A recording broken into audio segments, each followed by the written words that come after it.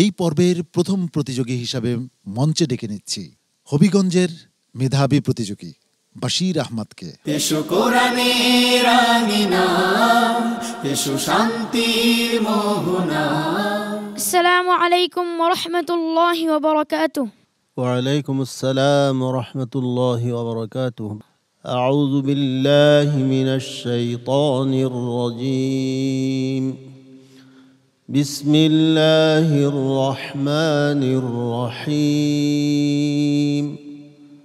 فلما جاء سليمان قال أتمدونني بمال أعوذ بالله من الشيطان الرجيم.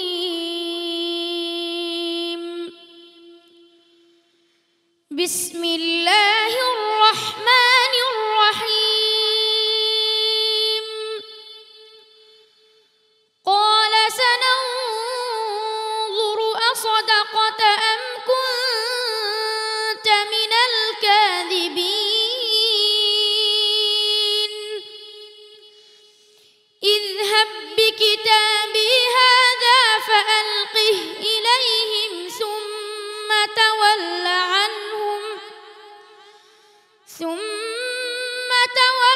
عنهم فانظر ماذا يرجعون. قالت يا أيها الملأ إني ألقي إلي كتاب كريم إنه من سليمان وإنه بسم الله الرحمن الرحيم. ألا تعلوا علي وأتوني مسلمين. قالت يا أيها الملأ أفتوني في أمري ما كنت قاطعة أمرا حتى تشهدون. قالوا نحن أولو قوة وأولو بأس شديد والأمر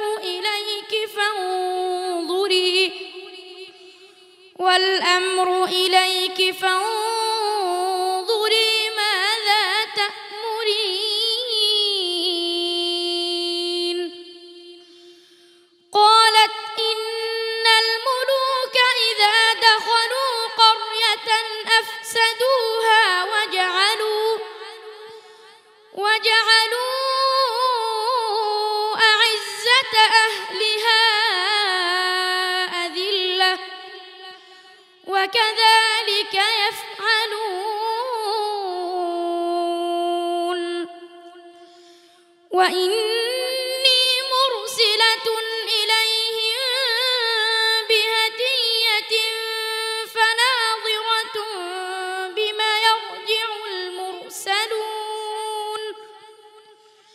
فلما جاء سليمان قال أتمدونني بمال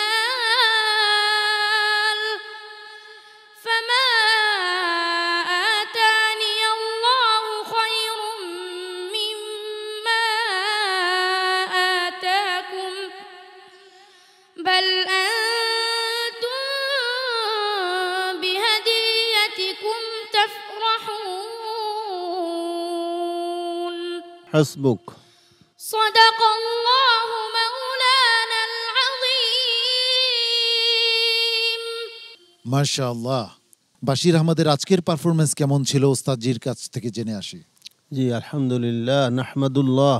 বশির আহমদ আজকে যে একটি তেলাওয়াত উপহার দিয়েছে জাতিকে, সুবহানাল্লাহ। প্রত্যেকটি পর্ব শেষ পর্যন্ত যেন তুমি এভাবে পরিবেশন করতে পারো, সেই জন্য সবসময় আল্লাহর কাছে তৌফিক চাইবে। আমরাও তোমার জন্য দোয়া করি, আল্লাহ তাআলা তোমাকে শীর্ষস্থানে উত্তীর্ণ করেন, আমিন আমিন। হাফেজ মাওলানা আবু ইউসুফ। চমৎকার তেলাওয়াত বশির, এবং শক্ত, খুব সাহসী একজন প্রতিযোগী। আর সবচেয়ে বড় কথা হলো ওস্তাদজির প্রশংসা পাওয়া, এটা কিন্তু এত সহজ নয়। এটা তোমার জন্য আমার মনে হচ্ছে যে অনেক দোয়া, এটা মাথায় রেখে সামনে আগাতে হবে, ঠিক আছে? জি। সম্মানিত অতিথি মুফতি মোহাম্মদ মুনিরুজ্জামান। এই ছোট্ট বাশির মহাগ্রন্থ আল কোরআনুল করিমকে যে বক্ষে ধারণ করেছে, তা সে এখন আর বাশির নাই, তাকে আমরা হাফেজ বলবো না। আল্লামা ইকবাল বলতেছেন সে সাক্ষাৎ নিজেই কোরআন। সুবহানাল্লাহ।